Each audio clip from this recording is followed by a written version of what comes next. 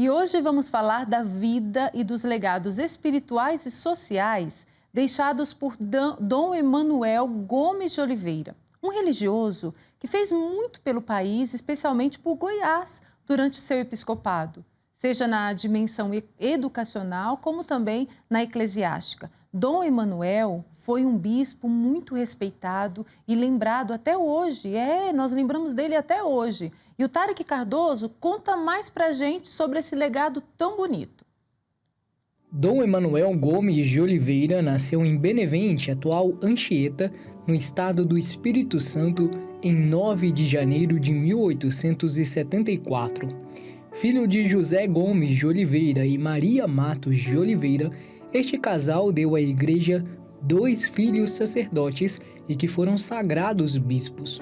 Dom Elvésio Gomes de Oliveira, que foi arcebispo da cidade de Mariana, foi irmão de Dom Emanuel. Após a morte do pai, os irmãos Gomes de Oliveira foram morar com o tio, o cônego quintiliano José do Amaral, no Rio de Janeiro, onde receberam formação educacional e religiosa após passarem pelo Colégio São Luís, dos Jesuítas, e posteriormente no primeiro colégio fundado pelos salesianos no Brasil, o Colégio Santa Rosa, no Rio de Janeiro. Para continuarmos a conhecer um pouco sobre Dom Emanuel, nós vamos conversar agora com o Padre Maximiliano. Ele é sacerdote aqui da Arquidiocese de Goiânia e, em parte da sua vida acadêmica, decidiu estudar aí os legados espirituais e sociais também deixados por Dom Emanuel aqui para a Arquidiocese, para o estado de Goiás e para o Brasil. O que o senhor entendeu aí? Como foi a vocação de Dom Emanuel? Vou chamar o senhor de Padre Max, como o senhor gosta, né, Padre Max? Dom Emanuel Gomes de Oliveira, ele nasceu em 1874 na cidade de Anchieta, no estado do Espírito Santo. E aos 7 anos ele fica órfão de pai. Então o seu tio e padrinho, o padre Quintiliano, que era cônego, responsável pela Capela Imperial do Rio de Janeiro, adota de maneira no cuidado a Dom Emanuel e a Dom Elvésio, seu irmão, que vão para São Paulo estudar, Vão estudar nos colégios internos, a primeira parte no colégio jesuíta em Itu e depois a segunda parte dos estudos no colégio Santa Rosa dos Padres Salesianos em Niterói. Então, diante desta caminhada dele nos estudos primários em colégios religiosos, ele sente o chamado vocacional, principalmente neste segundo momento, aonde ele estudava com os padres salesianos. Diante disso, ele toma a decisão de ingressar na congregação dos Filhos de Dom Bosco, conhecido popularmente como os Padres Salesianos. Então, no ano de 1891, ele recebe o hábito religioso, professando os primeiros votos, e em 1901 ele é ordenado padre. Então, assim que foi ordenado, ele foi delegado como professor em vários colégios dos salesianos, Alguns deles no próprio estado de São Paulo e outro em Cuiabá. Depois, em 1922, Dom Emanuel é nomeado bispo pelo Papa Pio XI. E no ano de 1923, ele é ordenado bispo e vem para Goiás, assumindo aqui a sua missão de pastorear esse povo de Deus de 1923 até 1955.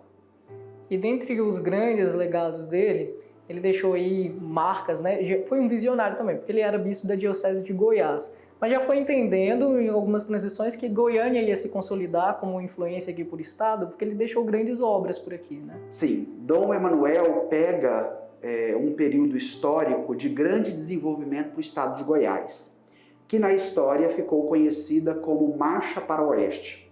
Então foi um projeto do governo federal que tinha como finalidade o povoamento e o desenvolvimento do interior do país. Então, diante desse contexto, por exemplo, na década de 30, nós temos a chegada da estação ferroviária ou do trem de ferro, que era o meio de locomoção mais importante daquela época. Nós temos a construção da nova capital, Goiânia, e tudo isso se deu no ambiente do episcopado de Dom Emanuel. Então, Dom Emanuel, em uma das fases do seu sacerdócio, ele foi secretário de Estado do estado do Mato Grosso, porque Dom Aquino, que era o seu confrade, também salesiano, foi nomeado na época, em 1914, como presidente do estado do Mato Grosso, que para nós hoje seria o governador. E nesse momento, Dom Aquino chama para ser o seu secretário de Estado, né? Então, durante esses 4 anos, ele teve muita articulação política, lidando também com as autoridades, com os conflitos no estado do Mato Grosso. Então, a partir do momento que ele é nomeado bispo para Goiás, ele também tem uma articulação política muito boa durante todo esse tempo e provocando principalmente um desenvolvimento no campo da educação em Goiás, né? Focado, claro, na educação católica, porque era bispo, mas diante da carência do Estado em todos os aspectos e principalmente na questão educacional, a Igreja Católica assume nesse momento um lugar de muita relevância na abertura de novas escolas, né? Na estruturação do ensino, desde o ensino básico até o ensino superior. E a gente tem aí registros de traços de personalidade de Dom Emanuel. Era um homem de oração, era um homem dedicado aos estudos. Como ele era? Quem era ele? Sim, Monsenhor Nelson, falecido recentemente, padre da nossa arquidiocese, teve a graça de conviver com Dom Emanuel desde menino, quando ele foi para o seminário menor. Então eu tive a possibilidade de falar várias vezes com o Monsenhor Nelson a respeito de Dom Emanuel. E ele tinha um carinho muito especial pelo bispo, que ele chamava de pai. Então foi ele que me deu maiores informações sobre, por exemplo, esta personalidade de Dom Emanuel. Primeira característica, Dom Emanuel era um homem muito simples, era um homem muito despojado.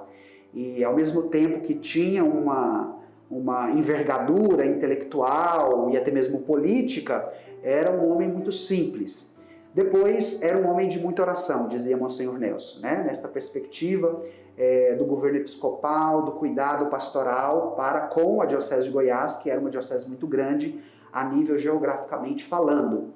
E depois, Monsenhor Nelson também dizia desta simplicidade do Dom Emanuel no cuidado com os mais pobres, no cuidado com as pessoas, no cuidado com as crianças, na qual ele se dedicou muito, principalmente no campo da educação. Padre, se o senhor pudesse resumir aí alguns pontos, né, das características de Dom Emanuel que podem ser deixadas como um legado espiritual para a nossa igreja, que o senhor apontaria? Dom Emanuel foi um grande desbravador, podemos dizer assim, nessas terras goianas. Porque diante da precariedade do tempo que ele vivia, o desenvolvimento que ele propiciou a nível da fé e da própria igreja em Goiás, na consolidação das paróquias, das escolas católicas, das vindas de muitas congregações religiosas, ele também teve uma atuação política muito importante, como nós já acabamos de falar. Então, de fato, era um bispo que sabia e que cumpria o seu papel de bispo. Era um bispo varão, podemos assim dizer, aonde assumiu de fato a sua missão episcopal e possibilitou ao estado de Goiás um grande desenvolvimento para a sua época, graças à sua dedicação, ao seu pastoreio, ao seu amor à igreja e o seu amor ao povo de Deus lhe confiado, né, nessas terras goianas. E como foi aí o fim da vida dele, né? Como ele viveu os últimos anos? Que ano ele faleceu? Bom, Dom Emanuel faleceu em maio de 1955, na casa onde ele morava em Silvânia. E muito interessante que no dia da sua morte, todos os bispos desta região de Goiás, e que hoje também é o Tocantins, estavam reunidos para a nova repaginação das dioceses em Goiás, né? E ele mesmo doente ali, frágil, de certa forma, indiretamente participava desta reunião para dar também as suas sugestões, mas já estando com a saúde bem debilitado, veio a falecer. Então se teve a primeira parte do velório em Silvânia, onde ele morava.